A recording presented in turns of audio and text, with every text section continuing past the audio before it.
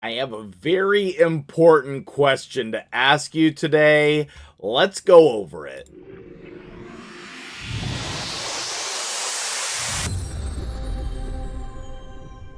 What's up, guys? MtgJedi here. If you have not seen my shard pull video from earlier today, make sure you go check that out for sure, because it was definitely an exciting roller coaster and starts out with some hilarious clips. So make sure you go check that out.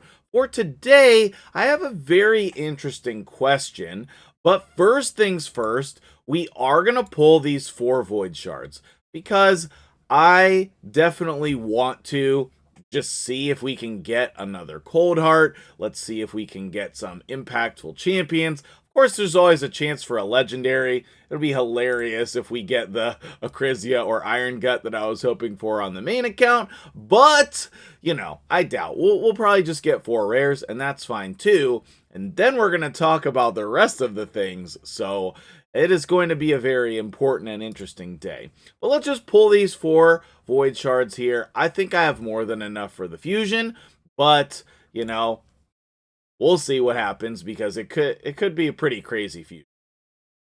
But I don't like pulling void shards outside of the 2x anyway. The other ones, whatever, it's fine. But void shards are so important to me to pull on the 2x. So important. Okay, so it was not great. It was not great. That was all rares? All rares. That is totally fine, okay? So, now what I want to talk about today is this amazing tournament that is going on right now. It's definitely bait, okay? 100% it's bait. But let's log in here, let's see my tournament group, and let's see where we're at for this conversation. Okay, not only do we have some fire rewards over here, but depending on your group, you might not even have that much competition. So my question for you today, if you do not have Ragash and you're, a mid-game account like my free-to-play here, should you go for Ragash? And I honestly think the answer to that question is yes. So I'm just going to wait and see. And then if this doesn't move, I might try to snipe this Ragash. So Big Head Mike, Mr. Bad Luck. Mr. Bad Luck. That's really funny and ironic. I might try to come in and snag this, because let's go take a look at my shard count and see why I'm so confident. So, as you can see over here, I have 125 ancient shards, I have 7 sacreds, and I have almost 2,000 gems saved up. So, I have a lot of resources at my disposal, and also, I'm not sure if I'm going to be able to get the fusion anyway. Would I like the fusion? Yes, of course. I am still struggling on Ultra Nightmare Clan Boss. I now have solidified the 3 key now that we have Nut. Now it's consistently every single day a 3 key. And I'm also 1 keying Nightmare. So if I get all my 4 keys in on time, then I can definitely hit Ultra Nightmare and Nightmare, which is great. But I really, really want to start 2 keying Ultra Nightmare on this account. That is super crucial for progression. Once you hit that 2 key, it's like, oh man, it just unlocks so many things. And with the completion on Clan Boss that's coming soon, probably in the next couple weeks, you want to be able to 1 key Ultra Nightmare if at all possible. So you should definitely be pushing for that. And I think that the new fusion could really help a lot of people. Now, I haven't really dug into how good the new fusion could be. All I know is that he's basically like a man-eater type champion. If we take a look at the kits, they're pretty similar, right? Oh, man-eater's on a 5-turn cooldown. Interesting. The new champion's on a 4-turn cooldown. Maybe it's more comparable to put him in the Helicath category because he has the 4-turn block damage. And then he also has the shield. So he's like an unkillable version of Maneater. He's like a Maneater Helicath hybrid. What do you guys think of the fusion? All right, so let's take a look at the fusion for comparison here.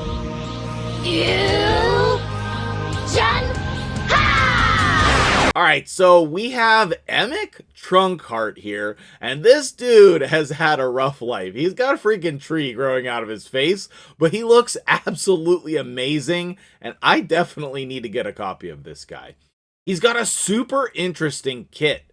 He increases the value of shields on himself and the ally with the lowest HP by 25% on his A1, which is a very, very interesting ability. Then his AoE shield goes off of his max HP, and it also decreases the cooldown of all ally skills except this champion's by 1 turn. So, like, I think we can cycle, like, him and Painkeeper to get this unkillable buff going up just as quickly as Demytha's. So, in addition, he also does taunt and shield. I don't know that that's really important for clan boss. Like, I don't know what that would do, but I think that it's a really unique and interesting ability. And then his passive, when attacked while under a shield, 50% chance of increasing the cooldown of a random skill on the attacker by 2 turns. So he's going to also be a great go second champion as long as somebody's in bolster or a shield set. And I have just discovered that I need this champion because look, guys, okay? We also have increases the damage dealt by 20% whenever an ally's HP drops below 20%. Guess who that would pair well with, guys? Guess who? My favorite champion in the game, which is Leo, obviously. I mean, okay, I think this guy is a lot better than my initial impression of him, and I really want to get him on my account. I think that this is going to be a very difficult fusion, and I don't know if I'm going to be able to do it on the free-to-play account. So back to my original question. Ragash better than the fusion? I need to know, because if I can get Ragash on the free-to-play, that would really be game-changing for this account. Like, I know we've gotten a bunch of legendaries recently, and the account is looking kind of nice right now, right? We got that...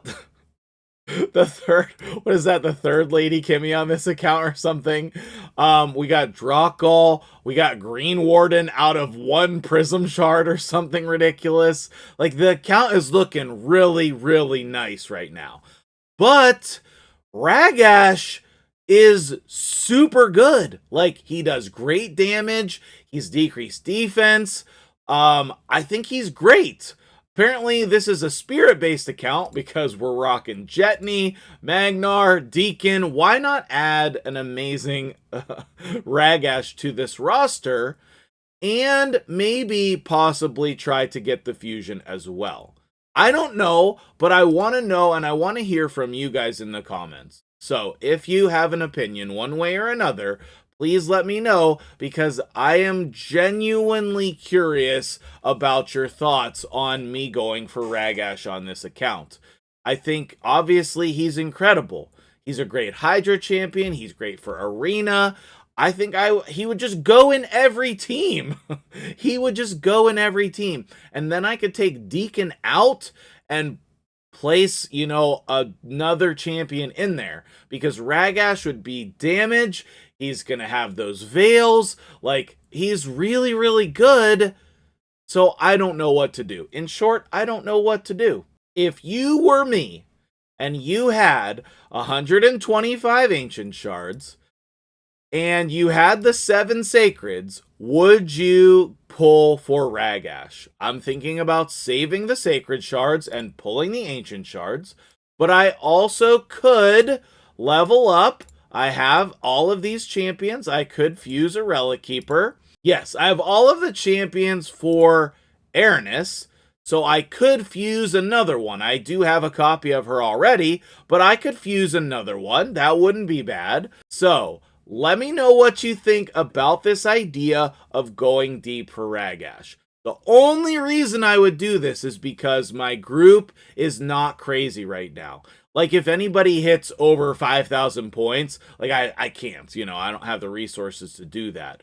But should I be pulling for Ragash? Should you be pulling for Ragash? Or whoever's in your group, you know? Maybe you have a Kaimar group. Should you be pulling for Kaimar? Yes. I don't know. Kaimar is just so amazing. If you're in a group where you could win Kaimar, that's a no question to me. That's a no question. Kaimar is just one of the best champions in the game. But let me know what you think. I've probably said that 1,000 times by now. Let me know what you think in the comments below, and I'll see you guys in the next video.